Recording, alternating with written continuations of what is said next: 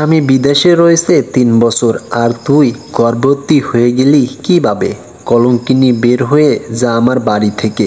তোকে তো এই বুকে জায়গা দিয়েছিলাম, কিন্তু তুই কিভাবে এমন নষ্টামি করতে পারলি?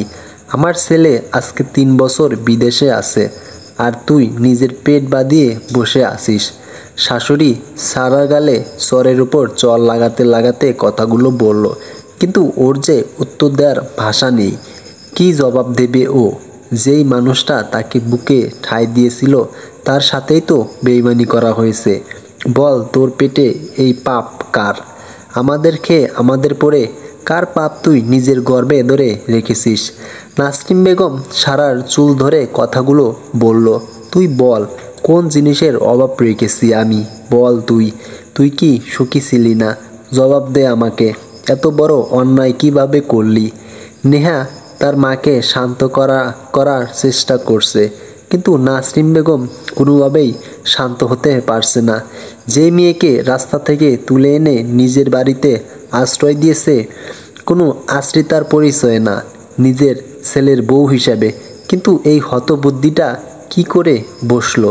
এটা ভেবেই নাসরিন বেগমের দুঃখ, কষ্ট, ঘৃণা সব একসাথে হচ্ছে। এই কারণেই হয়তো সবাই বলে, রাস্তার জিনিস রাস্তায় ফেলে আসাই শাস্ত্রীয়।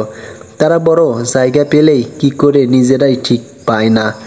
সারা নাসরিন বেগমের পা জড়িয়ে ধরে বলল, ও মা, আমি তো অন্যায় করেছি। তুমি যদি আমাকে তাড়িয়ে দাও তাহলে আমি এখন কোথায় যাব? আমার শেষ ঠিকানা যে তুমি। নাসরিন বেগম সারাকে পা থেকে উঠিয়ে দাঁড় করিয়ে আবারও গালে 2-4টা চর লাগাই। তোর মুখখানা দেখলে ঘৃণায় আমার বমি আসছে। তোকে মাফ করবো কীভাবে? কলঙ্কিনী, আমার ছেলেটা বিদেশে গিয়েছে কার জন্য?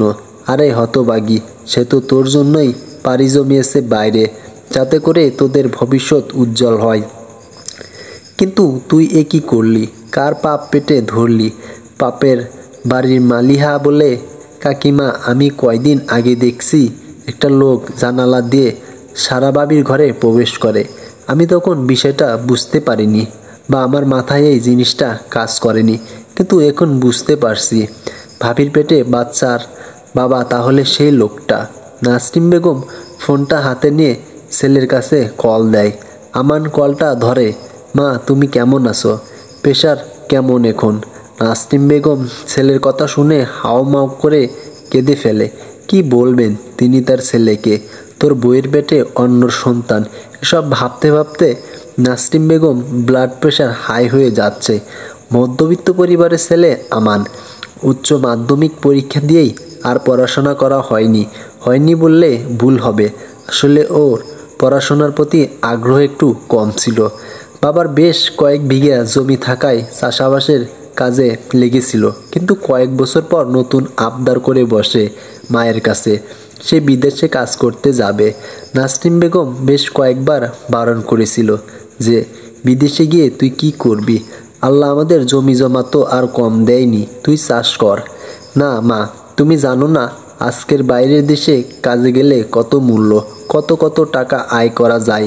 কিন্তু করো না মা। আমি তো বেশি দিন থাকবো না, মাত্র 5 বছর ওখানে থাকবো, তারপর আবার চলে আসবো। এখানে এসে একটা বড়সড় ব্যবসা করব।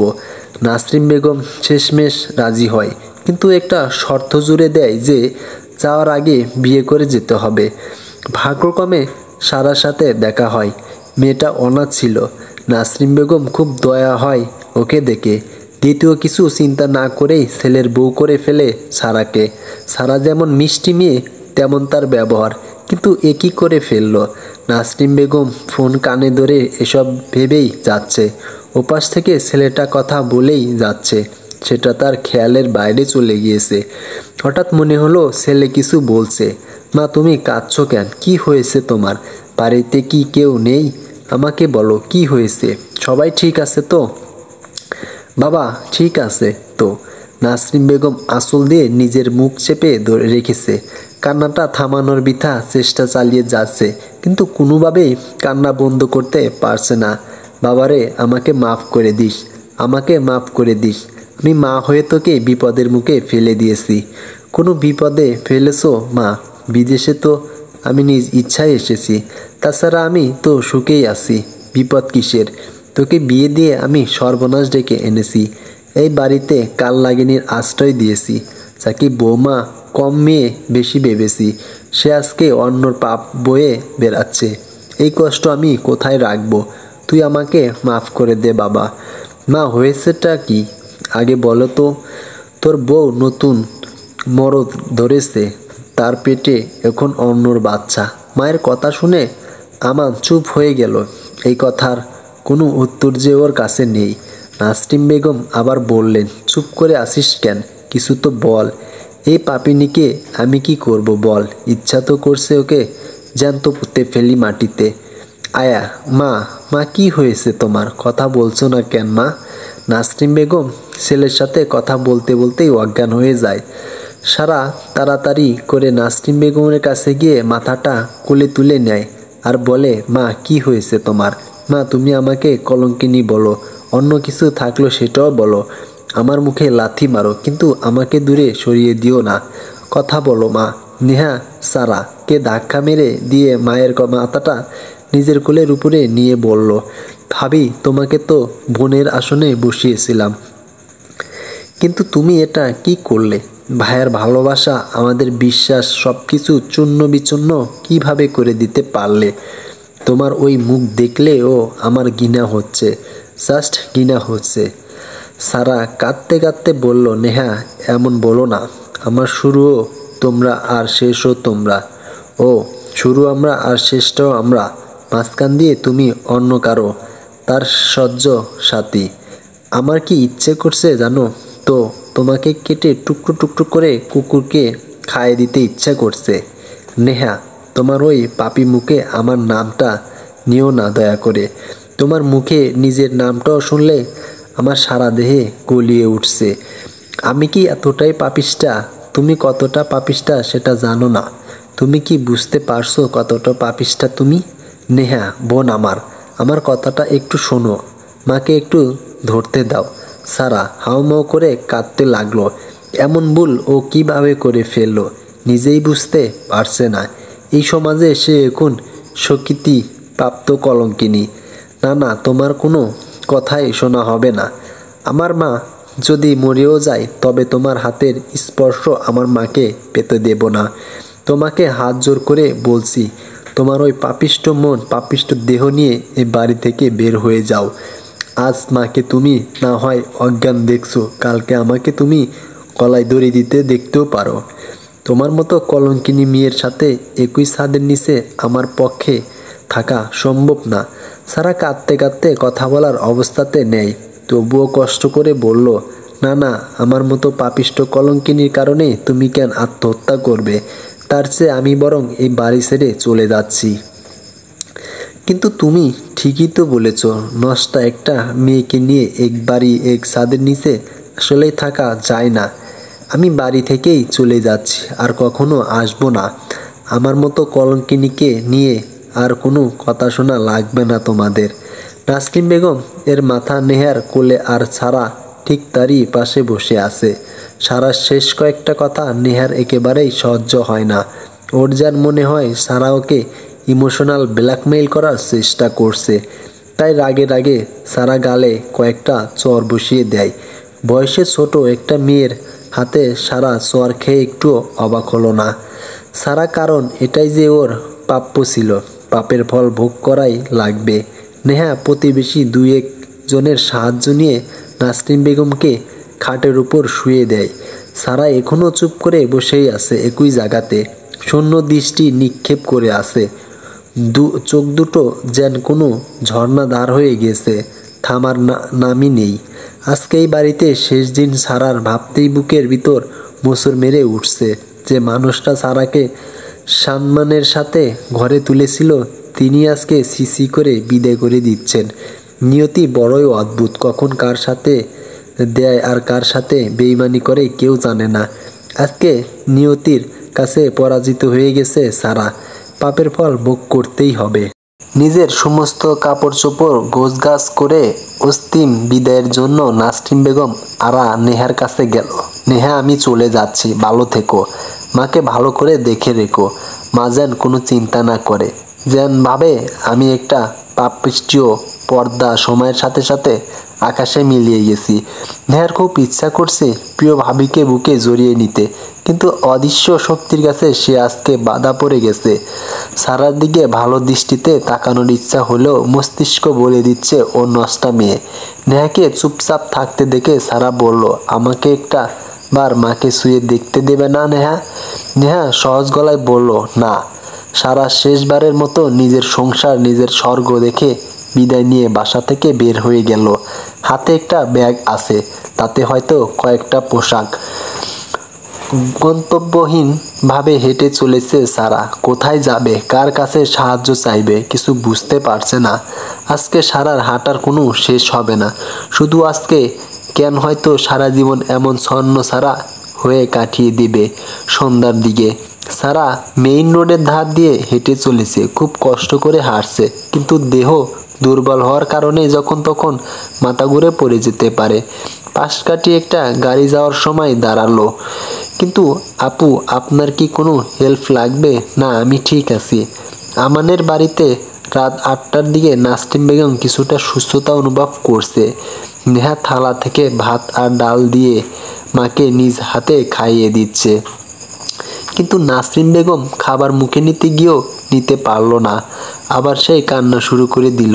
নেহামা, বলো তো, ওকে কিসের অভাবে রেখেছিলাম? ও এটা কি করলো? আমাদের বিশ্বাসকে নিয়ে এভাবে খেলা করতে পারলো কিভাবে?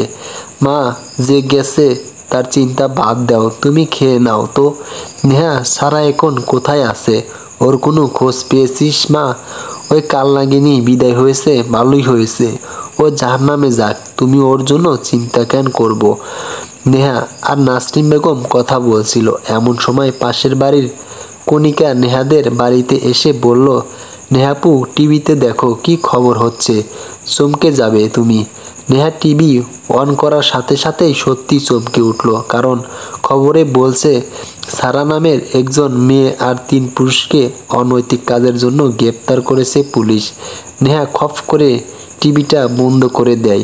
সি, শেষমেশ ওই পাপিষ্টার খারাপ কাজের জন্য পুলিশ ধরলো। সি, টাগের পিছনে সারার জন্য নেহার মনে যেই ভালোবাসাটা ছিল সেটাও এক নিমিষেই শেষ হয়ে গেল। হ্যাঁ, সত্যি খবরে দেখানো মেয়েটা নেহার ভাবি। সারা এই ছিল সন্ধ্যার দিকে। সারা মেইন রোডের ধার দিয়ে হেঁটে চলেছে, খুব কষ্ট করে হাঁটছে, কিন্তু দেহ দুর্বল হওয়ার কারণে যখন তখন মাথা ঘুরে পড়ে যেতে পারে। পাশ কাটিয়ে একটা গাড়ি যাওয়ার সময় দাঁড়ালো। আপু, আপনার কি কোনো হেল্প লাগবে? না, আমি ঠিক আছি। কথাটা বলার সাথে সাথে সারা তার আশেপাশে আরও 2জন মানুষের উপস্থিত টের পেল। এই লোকগুলো ওই গাড়ির ভিতরেই ছিল, কিন্তু রাতে এমন একটা সুন্দর মেয়েকে দেখে তাদের মনের ভিতর অন্য কিছু কাজ করছে। সারা লোকগুলোর কাছ থেকে একটু দূরে গিয়ে দাঁড়ালো। মানুষগুলোকে কেন জানি ওর একটু ভালো লাগছে না। কথার ভিতর একটা অন্য ভাব আছে, যেগুলো প্রকাশ করা যায়। গাড়ির চালক লোকটা সারাকে চুপ থাকতে দেখে আবার বলল, কি ব্যাপার সোনামণি, কথা বলছো না কেন? আবার আমাদের থেকে দূরেও সরে যাচ্ছ? সারা লোকগুলোর মতলব ভালোভাবেই বুঝতে গেছে, কিছু না কিছু ভেবেই পালাতে গেল, কিন্তু পুরুষ মানুষের সাথে দড়িয়ে পেরে ওঠে না সারা। তাদের হাতে ধরা পড়ে যায়, কিন্তু চিল্লাচিল্লি করতে থাকে, কিন্তু আশেপাশে সাহায্য করার মতো কেউ ছিল না। লোকগুলো সারাকে জোর করে গাড়িতে তুলে ফেলে, কিন্তু কাপড় দিয়ে চোখ আর মুখ বেঁধে ফেলে। সারাকে বিছানায় ফেলে একে একে নিজেদের শার্টের বোতাম খুলতে থাকে লোকগুলো। আপনাদের দোহাই লাগে, আমাকে ছেড়ে দিন।